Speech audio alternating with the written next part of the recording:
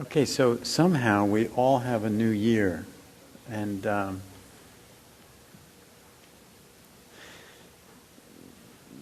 many of you heard of the wandering Zen monk Ryokan. He was a poet, a monk. And one of his reflections is kind of pithy, and he's reflecting on changes over the year, and he said, last year a foolish monk, this year no change.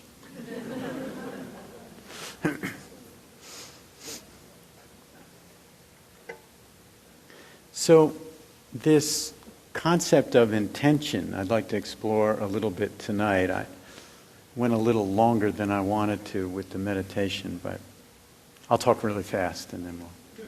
No. So the Buddha felt this concept of intention was so important that he put it as part of the Eightfold Path of practice. And so I want to outline the path of practice. It's a new year. It's nice to get that perspective of why even bother doing any of this stuff. And so there's 8 factors in the path, or path factors. 3 of them have to do with personal integrity or ethics. 3 of them have to do with training the heart and mind. And 2 of them, you could say, have to do with wisdom. They're really not separate. They all work together. You'll see how that kind of rounds out. We'll talk about the wisdom factors first. And the first one is called wise view or wise perspective. Wise intention is the other one. But this view, this perspective, it's really important, because without, you couldn't even begin cultivating a contemplative practice without some perspective, some turn in your life that the thought occurred to you, well, gee, that might be interesting or beneficial to try out some of these practices and see what that would mean. So some inkling of this has to arise. So it's like there has to be a wise perspective to even consider getting involved in this path.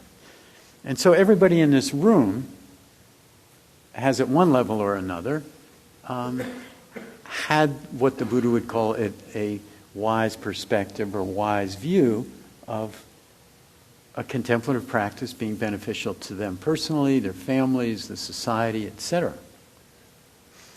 Now, some of you here that I know well have this practice as the center of your life. Others of you are kind of coming up to the edge of the shore and sticking your toes in the water and just checking it out. Is this worth my time? I could watch, the new series, whatever is on TV, Transparent or whatever the coolest next thing is. So it's said that wise perspective is both the beginning and the end of the path. Now that's interesting. What happens is that through the development of the practices of meditation, the heart and mind, the perspective that we have gets refined over time. And so it continues to be refined through a lifetime. So we need a little perspective to get started. And then, once we're launched, it keeps getting refined. So, as we practice and look into ourselves and look into this creation that we're born into, the level of understanding, the clarity and penetration of what is actually happening deepens. We start to understand at deeper levels just why do we suffer? and why there's so much suffering in the world. We start to get more of a handle on that. We also get more of a handle on just how this creation is set up and what really is the foundation of it all. Impermanence. And when we start to get a visceral feeling for that, that can transform our lives. And then we're also exploring over time and refining our perspective on what is the self, or not self, if you will. So there's a lot going on all the time with the perspective. So that's generally listed first on the list, wise view or wise perspective. Now the second path factor, also having to do with wisdom, is intention. And I'll say more about that, but just it's the it's the energy that aims and shapes the next factors, the next three, which have to do with ethics. Wise action, wise speech, and wise livelihood. And those again are reflections.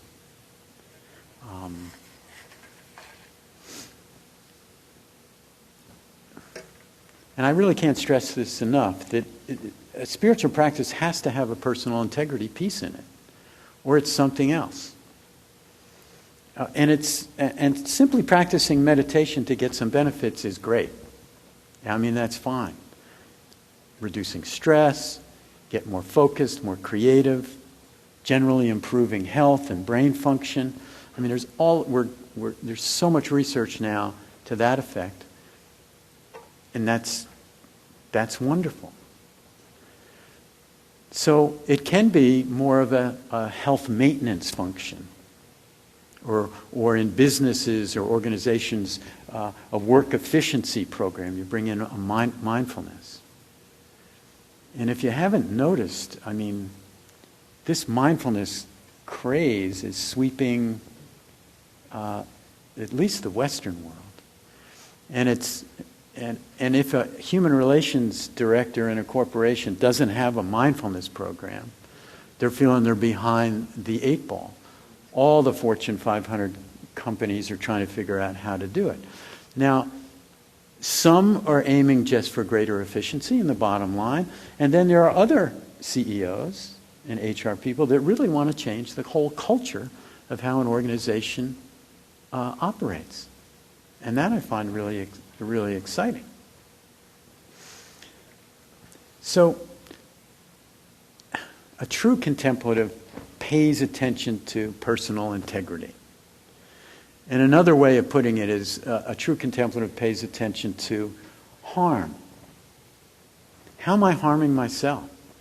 How am I harming others? How am I harming this biosphere that we all share? That is a lifetime of continuing reflection and adjustment. And there's also a proactive element to these three factors: wise action, wise speech, and wise livelihood. So we work on cleaning up ourselves, but also we're looking out in the environment. What kind of harm is going on out there that through my efforts I can reduce? We make those judgments as citizens. And so finally there's the heart and mind training, those three areas. Wise effort, wise samadhi, which always gets translated as concentration, but it's the bad translation, and wise mindfulness. Samadhi is different than concentrating. Some of the best second-story burglars are very concentrated. Assassins are concentrated. People who are cheating other people in certain ways are very concentrated. Samadhi is different. It has like 32 mental factors, all of which are beautiful. You know, in samadhi, you couldn't harm anybody or anything. It's just not there. There's feelings of generosity. There's a flexibility, care. All that's flavored into samadhi. So those three areas, what kind of effort we put in this, which is too much striving, what is not enough, that's an important contemplation, along with developing mindfulness, cultivating greater mindfulness. Can I be awake to what's happening right now in this moment in a more subtle and refined way? And the development of samadhi, gathering the energies of the mind through these various practices, so that we can really have the mind stay where we want it and penetrate to just what's going on. Whether we're reflecting on a relationship in our life that's driving us crazy, or whether we've got a business problem, or whether we're looking at what is the nature of suffering. It's creating a tool. So these meditation practices, and for those that are new, there's meditation practices. It's not just the breathing. We can meditate on sounds, meditate on taste, meditate on the body in various ways, meditate on what are known as feeling tones. Now that's not emotions, that's the pleasant, unpleasant, and neutral sensibility that comes with every experience we have. Everything we taste is either pleasant, unpleasant, or neutral. Everything we see, that's the case. Everything we smell, everything we touch, and our thoughts also kind of come like that too. So that's a whole exploration itself. And then there are the practices, and you got a little taste tonight of a loving friendliness or loving kindness practice. Practices that are designed to cultivate greater love, greater compassion, which is different than love. Compassion is a response to the suffering of others. In loving friendliness meditation, we're just generally learning to send a friendliness without discrimination. And it's easier to do with people we love, etc. But in that practice, you work with people you love or your pets or wherever it's the easiest. Then you move it to yourself, which might be a little harder, and then you get to neutral people and difficult people, and then finally the people in the other political party, whatever that might be to you. And so that again, it's just little by little by little over time. And compassion, there's practices that help us experience sympathetic joy for the happiness of others. We want everybody to be happy, but maybe not that happy sometimes, right up in our face, And then practices for equanimity, developing balance and calm, and practices of forgiveness. So there's a whole menu, a lifetime of practices that the Buddha taught for his 45 years. So, I want to explain just how this practice fits together. And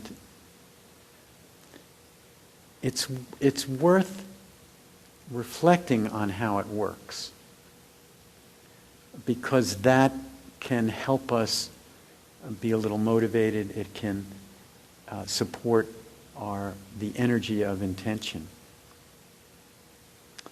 So we're working on our personal integrity, trying to clean up our life little by little, slow process, okay?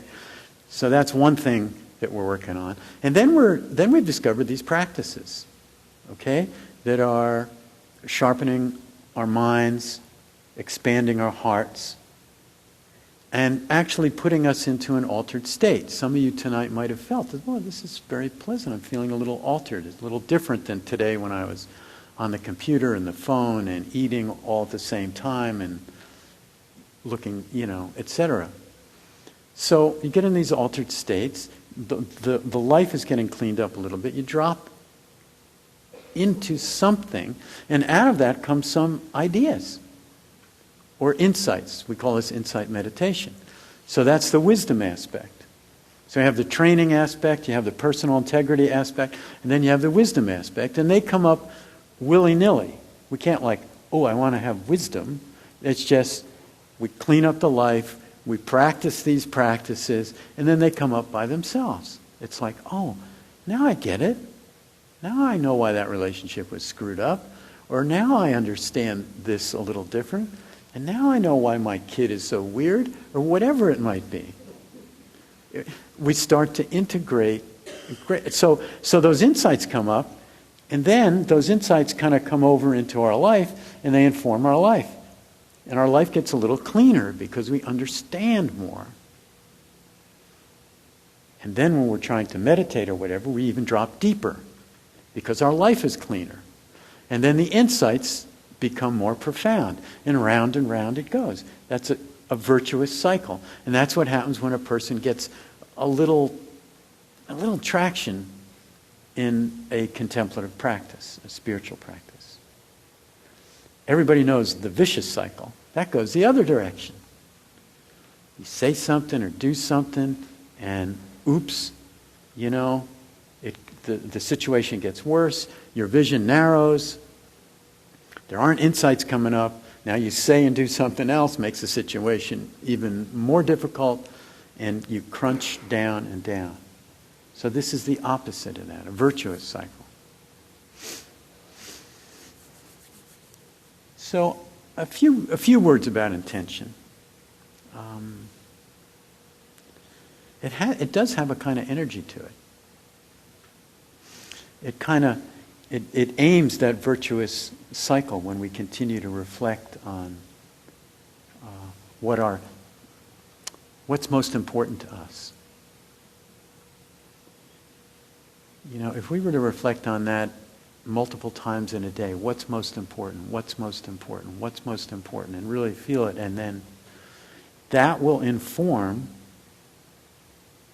our actions, our speech. So it aims the heart. Intention aims the heart. It's like a rudder or a compass, or whatever metaphor works for you. And what's interesting about it, it's not goal-oriented. Intention isn't about goals. It's not like there's a destination. It's a reminder of why we're undertaking this practice, or why this contemplative practice is useful. And it's easy to get thrown off track from our intentions. We get busy. Our intention is to... I've been helping out a dear old friend of mine who I go see periodically up in Boston. And he's aging, he's running out of money, etc. And really, in spending time with him or calling him, it's about love and care. But sometimes I'll find myself off on some, got to get this done, and we got to check out about this, and what are the social services, and this, and this, and this. And he's like, it's like too much. And then I realized, well, gosh, my intention was really just to connect, express care. He doesn't have much time left. And here I am running some kind of social network or services gauntlet, But when I can reflect, well, what's my deepest intention in this relationship? Then it's like, oh, all right, we're going to hang out and connect, and we'll get this stuff done. So, John Kabat-Zinn says this, your intentions set the stage for what is possible. They remind you from moment to moment of why you are practicing in the first place.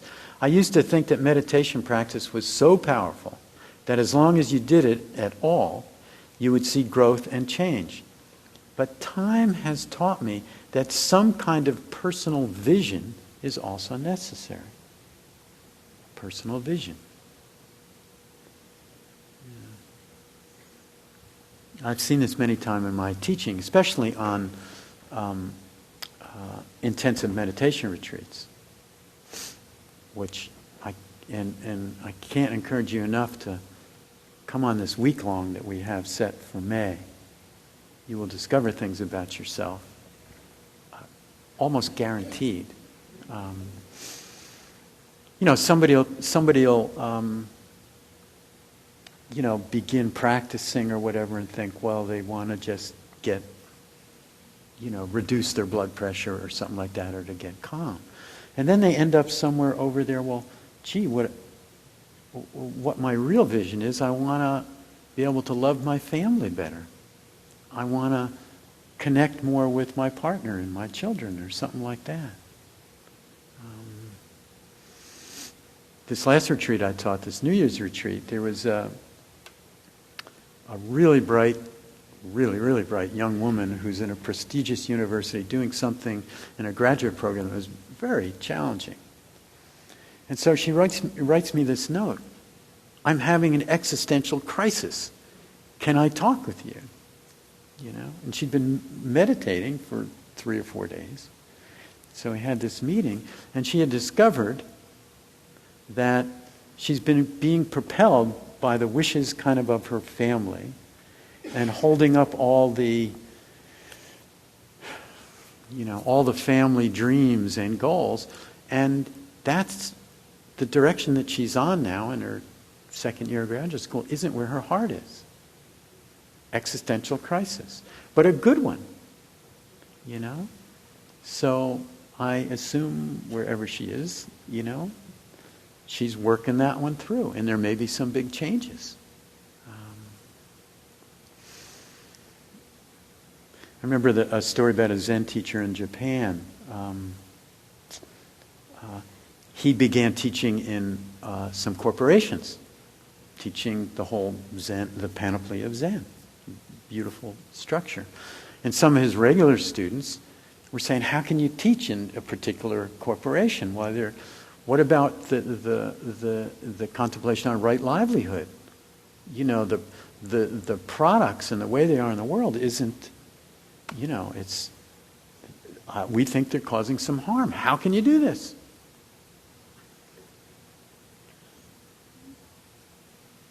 And so his response was, well, we offer practice to these people. We don't know how they're going to transform. They're going to transform. And that could mean personally in certain ways, or it could mean organizationally. They may decide to make some changes. We don't know. So I'm going to offer my services there.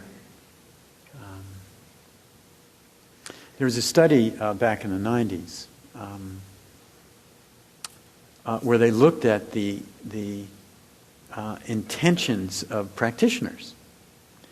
And so they noticed a shift. People would come in to maybe their intention begins as, well, I need some more self-regulation, some stress reduction. And then for some, that would move into, well, now I'm into self-exploration. And then even further, it's like, well, now I'm exploring this thing called liberation. What is that, and is it possible? And further, the outcomes, they're looking at these people and looking at their aspirations. And it seemed like whatever their aspiration was, they met it, for the most part. If the goal was self-regulation and stress management, well, they said, yeah, we're feeling that. That's a change. If it was self-exploration, it's like, wow, I learned all this stuff about myself and really, And if it was liberation, their experience was that they were moving towards that direction and with greater compassion. So intentions, whatever they are, they're dynamic, they're evolving. I mean, we say the word intention. Well, it kind of sounds like a noun, but it's an energy. It has a kind of verb quality to it. So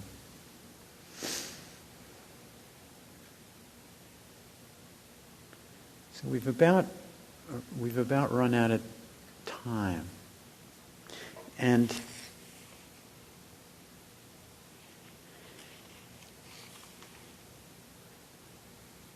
in this mindfulness practice, we could say that there are supporting axioms. Intention is one. Attention is another. We train the hearts and minds to kind of stay or go where we ask them to. And then there's our attitude. The template of, can we experience everything with a kind of open-handedness and open-heartedness, not a grasping or a pushing. And so it can be interesting to check your attitude as you go through the day. In any particular moment, what's my attitude? And right now, we'll just do a 15-second. Just, what is your attitude? Are you leaning towards something, kind of a grasping, like, I wish this guy would shut up, I need to go home? Which also may be a kind of aversion. Is there a wanting or aversion or some combination? Or is there just, I'm just here, experiences rolling through, etc. So intention, attention, attitude, can support us as we move into this new year. I find it amazing that I'm alive in 2015. I never thought I'd get this far. And of course, we don't know whether this is going to be our last winter that we see, or our last spring, or our last summer coming up. We can't take it for granted. But if you can invest yourself in a contemplative practice, whatever you do will be enhanced. The resolution of your life will be brightened. So nice seeing all you friendly faces and friends and new folks also. And until next week, enjoy.